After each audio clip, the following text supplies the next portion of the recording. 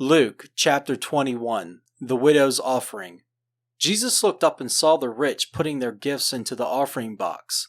And he saw a poor widow put in 2 small copper coins, and he said, "Truly, I tell you, this poor widow has put in more than all of them, for they all contributed out of their abundance. But she, out of her poverty, put in all she had to live on."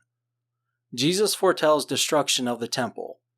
And while some were speaking of the temple, how it was adorned with noble stones and offerings, he said, "As for these things that you see, the days will come when there will not be left here one stone upon another that will not be thrown down." And they asked him, "Teacher, when will these things be? And what will be the sign when these things are about to take place?" And he said, "See that you are not led astray, for many will come in my name, saying, 'I am he,' and the time is at hand. Do not go after them. And when you hear of wars and tumults, do not be terrified, for these things must first take place, but the end will not be at once."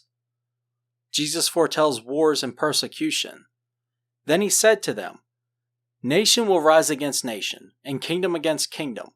There will be great earthquakes, and in various places famines and pestilences, and there will be terrors and great signs from heaven. But before all this, they will lay their hand on you and persecute you, delivering you up to the synagogues and prisons, and you will be brought before kings and governors for my name's sake. This will be your opportunity to bear witness. Settle it therefore in your minds, not to meditate beforehand how to answer, for I will give you a mouth and wisdom which none of your adversaries will be able to withstand or contradict. You will be delivered up, even by parents and brothers, and relatives and friends, and some of you they will put to death. You will be hated by all for my name's sake. But not a hair on your head will perish. By your endurance you will gain your lives." Jesus foretells destruction of Jerusalem. "But when you see Jerusalem surrounded by armies, then know that its desolation has come near.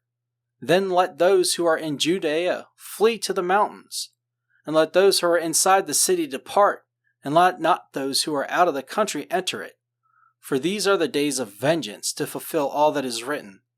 Alas, for women who are pregnant and for those who are nursing infants in those days, for there will be great distress upon the earth and wrath against this people. They will fall by the edge of the sword and be like captive among all nations, and Jerusalem will be trampled underfoot by the Gentiles, until the time of the Gentiles are fulfilled." The coming of the Son of Man. "And there will be signs in sun and moon and stars, and on the earth distress of nations and perplexity because of the roaring of the sea and the waves, people fainting with fear and with foreboding of what is coming on the world.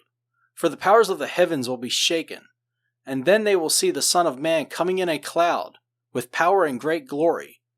Now when these things begin to take place, straighten up and raise your heads, because your redemption is drawing near." The lesson of the fig tree. And he told them a parable. "Look at the fig tree and all the trees.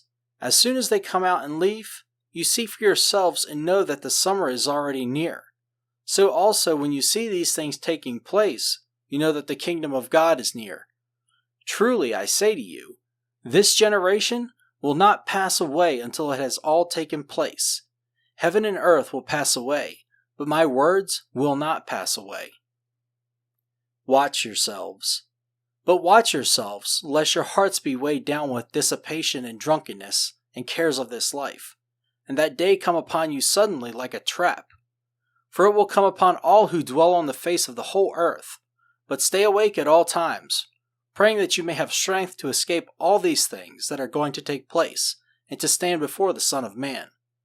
And every day he was teaching in the temple, but at night he went out and lodged on the mount called Olivet.